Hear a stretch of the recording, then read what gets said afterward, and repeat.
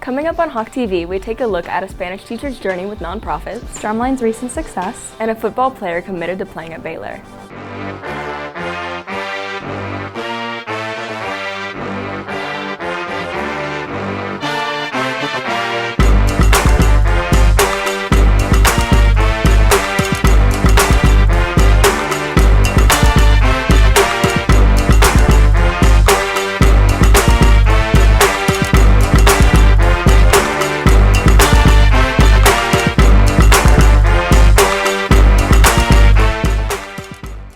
Good morning, Hebron High School. I'm Addie Brumbelow. And I'm Lainey Spoto. And this is Hawk TV for Friday, October 4th. This school year is the first for Spanish teacher Bernice Colmenero at Hebron. Before coming to the school, Colmenero worked with nonprofit organizations across several countries. Nalish Salem takes a look into how Colmenero's past impacts her teaching. Spanish teacher Bernice Colmenero was hired at Hebron this fall. This is her first year teaching at the high school level. Sophomore Alec Lucas says Colmenero has an effective teaching style. I learned a lot from her, especially more than my other teachers. I just like her learning style, and I could just learn more and take it all in. So I just really like how she teaches as a teacher. Colmenero brings a unique background to the classroom. Prior to teaching, she worked with nonprofit organizations across several countries, such as Habitat for Humanity and the United Nations. I just happened to be in Kenya finishing college when one of my friends, he was the son of the ambassador, so he knew a lot of the people that were in Africa because of nonprofits, and he invited our group of friends to go work for the United Nations in a resettlement project. Spanish teacher Gloria Resendez says even with Colmenero's full-time teaching responsibilities, her passion for nonprofit work is evident as she actively engages in volunteer opportunities and encourages her students to do the same. One of the things that she is really good about is being a little bit more involved in the community. And as you guys being able to see, I think this month especially, where she was doing different activities every day of the week. So I think the way she likes to be involved with the community is just very different from what I've seen before. Colmenero's commitment to community service extended through her time working with nonprofits, where she says she gained valuable insights into the needs of the people that she helped. Sometimes you go through the day and you really don't understand what their background story is, so you really have to be empathetic, and that's what I try to do in school. Sometimes I try to be very empathetic. I try to understand and try to communicate with my students. Dedicating her time and skills to helping communities in need, Lucas says Colmenero's passion for making a difference inspires her students. It's actually her being a good person like that, helping out with the UN and stuff, really motivates me to want to help out and make a difference in the world, how she did. She kind of incorporates it in our learning actually, so her experiences, she uses that to teach us and make us better people and better Spanish learners. Reporting for Hawk TV, this is Nalish Salem. Thanks, Nalish. If you're interested in volunteering with Habitat for Humanity, go to habitat.org to learn more. After becoming friends in Silver Wings their freshman year, 4 students decided to combine their artistic talents and start a business. Riley Unterbug takes a closer look into their partnership.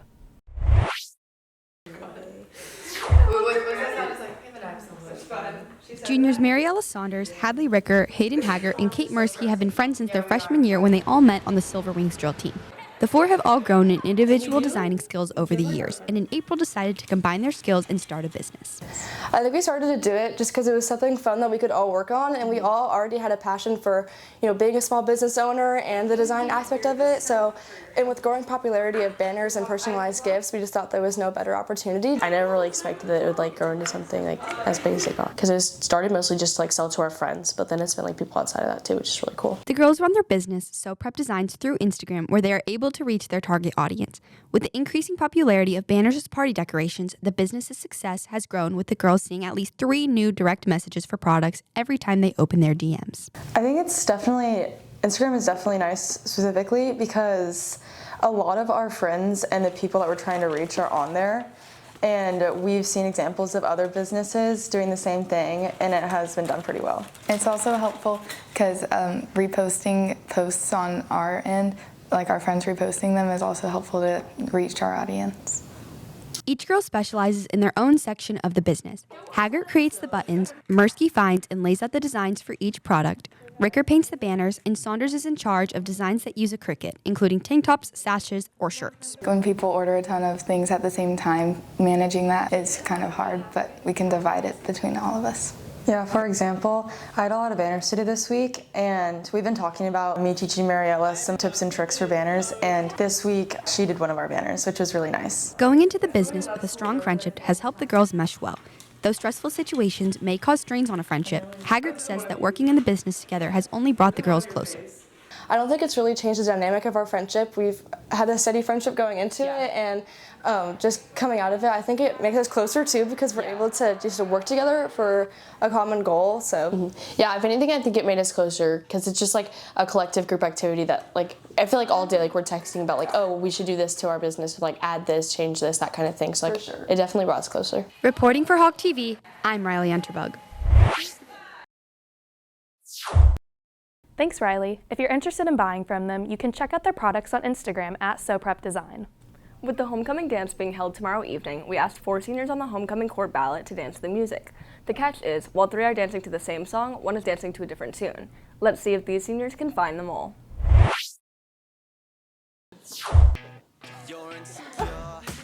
Brokey! If Brokey comes up, we're just gonna be like, we'll be like, yeah, Adam, you're dancing weird. That's not the song. Me.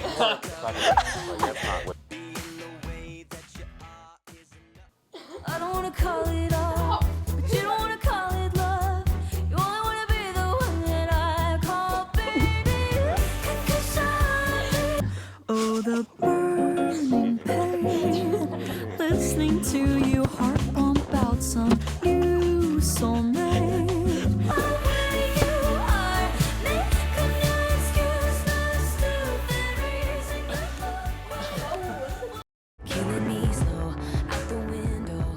What's y'all's final, decision?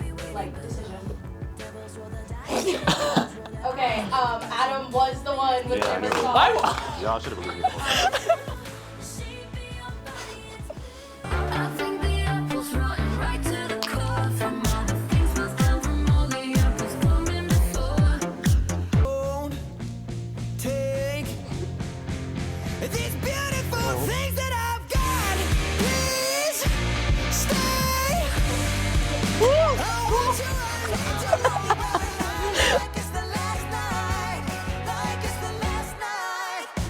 Okay. I was gonna do my own on 3. Everyone, what do you think it was? 1, 2, 3. Okay, so the odd man out was Leah. She had apples. I knew it. I knew it. She started doing the apple dance, if you noticed. Really? And the rest of you guys had beautiful things about this. Yeah. Then y'all were doing I could tell.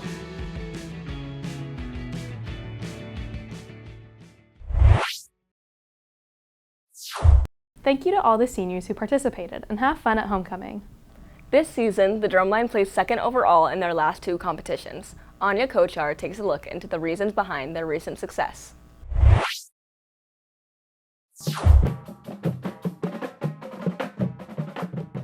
Three weeks ago, Drumline competed in the Dripping Springs annual Thunder in the Hills Percussion Invitational.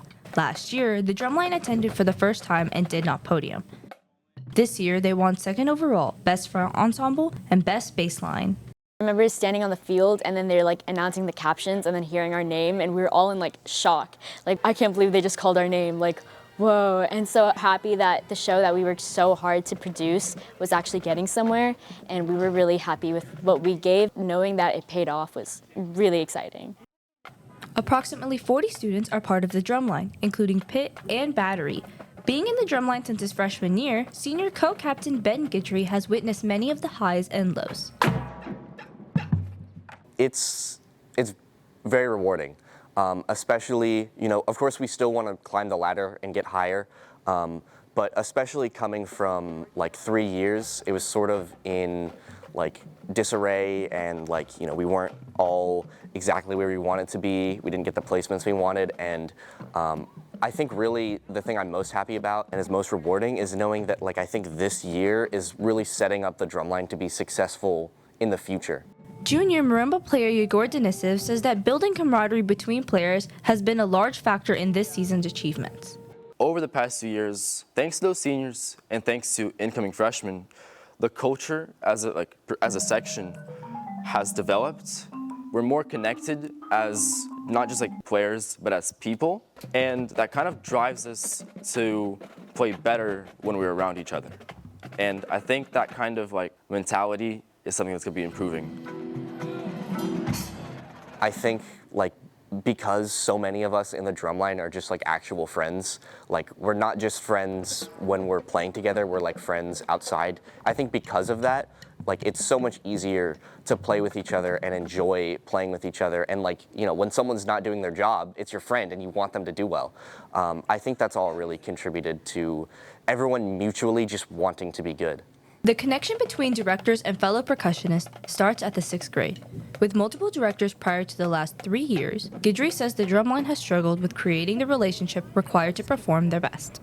Just been rebuilding to sort of what we were, because we've had a rotating string of directors coming in and leaving. Relatively, we still have a young leadership team, and I'm just really proud of everything that they've done so far, and I'm really excited to see what happens next year. Reporting for Hawk TV, I'm Anya Kochar.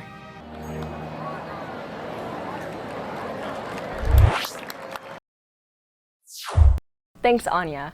Drumline's final competition of the season is on November 16th at the Lone Star Contest. This past Thursday, Independence Elementary School held a Multicultural Night event to celebrate the various cultural backgrounds in the school. Lindsay Kuba takes a look at how students and their families showcase their cultures. With the goal of uniting the school's diverse community, Independence Elementary speech pathologist Kayla Bennett proposed the idea of a multicultural night to Principal Laura Shear. Now, Independence is hosting its 2nd annual event. So we're a really diverse school, and in the last few years we've had a lot of newcomers arrive from all over the world. Currently we have 95 newcomers on our campus, and we've noticed the last couple years that they haven't been really involved in any events that we have, and this was the way to show them we really want you to be a part of it, and they've really embraced being a part of our multicultural night. Students and families had the opportunity to present their culture through showcasing different foods, dances, and art pieces. Bennett says that the event allows families and students to share unique parts of their culture. So we definitely wanted this to be more family-based, so tonight you'll see a lot of the students actually take an active role and share about their cultures, and they will stand and explain what's on their boards. They'll talk to you about the food that's being served, and they really get into it. They'll be wearing their cultural outfits, so it's really great opportunity for them to really be excited to share out what they love about their cultures. Attendees of the event, Nicole Gaynor and student Gabby Gaynor, reflect on the process of preparing for their booth. Gaynor says that the event provides them the opportunity to showcase their culture as well as learn about other cultures. Lots of research about both of the islands, and we wanted to make it look unique and neat. We printed pictures and even explored some of the other islands that had similarities. We get to spread our culture and how we get other people to celebrate it, and how people get to try our traditional foods. Shear emphasizes the role education plays in allowing students to explore the various cultures present at the school. She says holding events such as Multicultural Night provides students the opportunity to gain more knowledge of all cultures. This event brings the world perspective and different cultures right here to where they learn and grow. So education, us as Independence Elementary, we are able to bring that awareness, the cultural awareness, into our school. Reporting for Hawk TV, I'm Lindsay Kubo. Thanks, Lindsay. If you're interested in participating in any of the cultural clubs at Hebron, go to the clubs page on the HHS website and contact the club sponsor. Senior football player Bo Onu verbally committed to Baylor University during his junior year. Reporter Marcelo Sanchez takes a look at his journey through football and what led him to become a D1 athlete. Senior Bo Onu is a 3-star linebacker who started playing football at 6 years old. As a kid, Onu watched his brothers play the game, which eventually ignited his passion to start football. I see my older brothers, they had great accomplishments, so just seeing them in that position, I just want to put myself in that position as well. And just seeing them on Friday nights just made me want to play football. Head football coach John Towles has been at the school for 3 years now, and in Bo's sophomore year, Towles encouraged Onu to try a new position. My first impression of Bo was, when I first got here, he was actually playing wide receiver. And you can see that he was athletic, and the first thing that I wanted to do was move him to defense. And in our first conversation, I told him that if he moved to this position, he would be Defensive Newcomer of the Year, all district, and that he would also get multiple scholarship offers. And all of that came true. During Onu's sophomore year, he began getting offers from D1 schools like Arizona State, Kansas State, and Oklahoma State University. But in his junior year, Onu decided to commit to Baylor University as a linebacker. Senior wide receiver Sheldon Armour says he supports Onu's decision to commit to Baylor. Man, I was proud. I was like, yeah, I think that's going to be the school for him. So when I seen that he got the offer from there and he kept talking to the coaches, I was excited. Like, that's my best friend. So I was like, yeah, I was real proud of him. Every day, he put in work before school and after school. He first one to be there, last one to leave. So he's running real hard every day. When Onu accepted his offer to Baylor, Towles described a sense of pride within himself. Throughout the years, Towles has found different attributes of Onu's that will play into his growth at the college's football program. Bo right now, where he is growing and taking off in, is his ability to understand football, the schemes, and what goes along on the field. So as he gets around people who have a supreme mindset for the game and they have more time to go over all those intangibles and the ins and outs and tendencies and things of that nature, he's just going to pick it up, and with his physical attributes, he's just going to take off and run with it. Onu says he cannot wait to start working with the coaches at Baylor and is looking forward to continue using what he learned from Hebron to make himself better, not just as a player, but as a person. Most excited, just restarting, you know, going up there. It's going to be a whole new thing. I'm excited to play, to get meet new people. Let's go person over player, just like how we do here. Football is not only like just a sport, it's just to better yourself as a person. I'm not the best football player in the world. There's always people better than me, but that's what football has taught me, is that, you know, don't take anyone lightly. Reporting for Hawk TV, I'm Marcelo Sanchez. Thanks, Marcelo. You can watch Bo and the football team play tonight at 7 p.m. at the Brian Brazel Stadium. In other sports news, the volleyball team plays against Flower Mound at home tonight at 5:30. And the dive team will be competing tomorrow at 9 a.m. at the Westside Aquatic Center. That's it for today's episode. I'm Addie Brumbelow. And I'm Lainey Spoto. Have any story suggestions? Send us a message through one of our social media accounts. And make sure to follow us on X, Instagram, and TikTok.